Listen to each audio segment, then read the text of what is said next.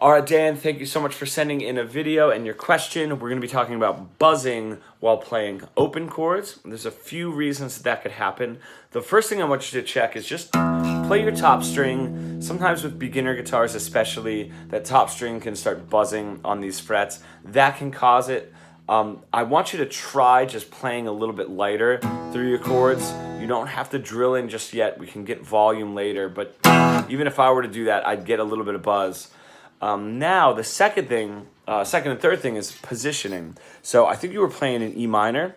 So if you look, I want to be on the top of this fret. So all of this, I can be, I have two twos right here and 2 second frets. I want to be on the top of those frets, not quite on that bar. If I move backwards, I'm already getting buzz.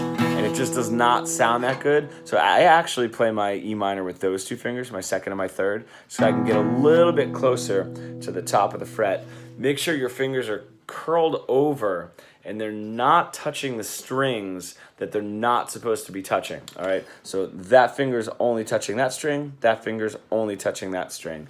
Now, when you're on the top of the fret, you don't have to press down quite as hard. You don't have to like really drill in, but you still want to make sure that you're applying the right amount of pressure. So that's nice and clear. If I start slowly lifting up and getting a little lazy, already I'm starting to get buzz. All right? So those are the main factors. And the final thing is I do want you to check your tuning. If your guitar's a little bit out of tune, especially these top strings, if they're a little bit low, that will also cause rattling, especially in those beginner guitars, which it looked like you had a little bit of a starter guitar. So check all of that. Let me know how that goes, and that can go for any open chord that you're playing at all.